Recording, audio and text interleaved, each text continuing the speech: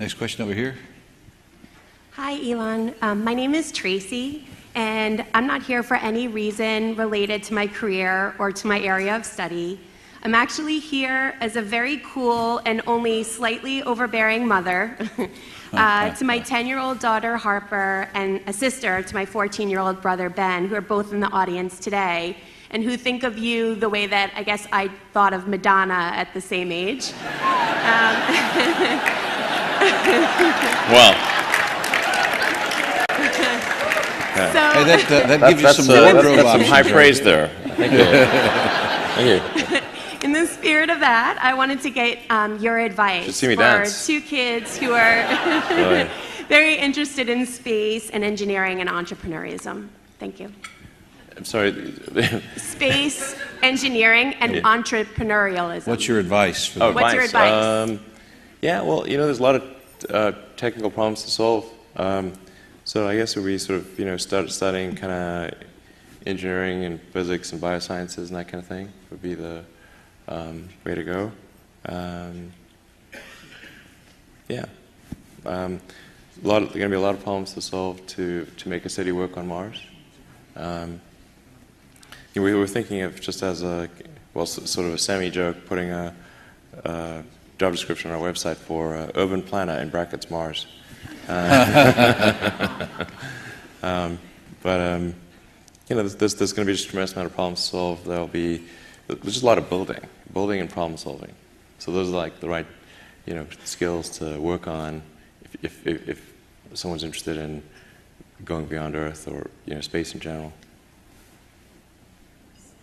Thank you. We're glad you're here. Glad your kids are here too. They're the future for all of us. So thanks for coming. Sure. So how would you educate your 5 boys? Actually, I created a little school.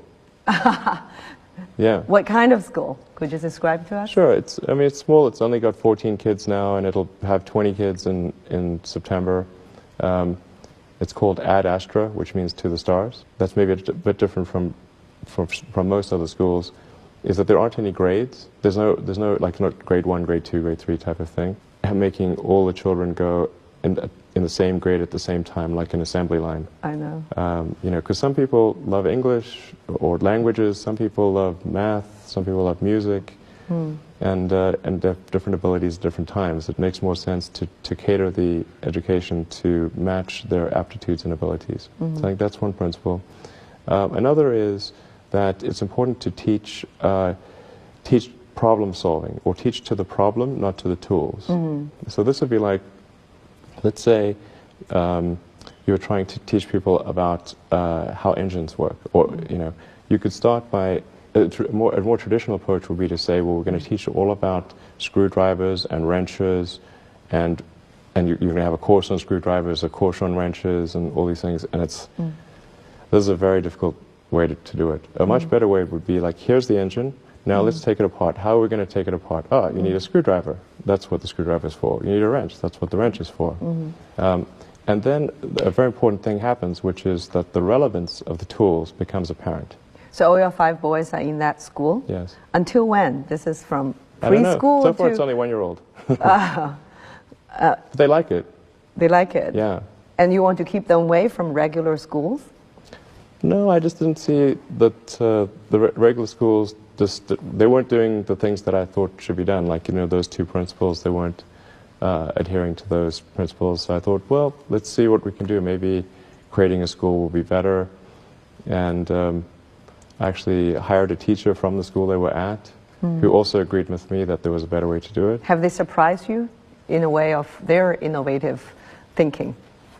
Yeah, it seems to be going pretty well. The kids really love going to school. I think that's a good sign. I hated going to school when I was a kid. It was torture. So the fact that they actually think vacations are too long, like they want to go back to school. Wow. Yeah, exactly. That's weird. I know.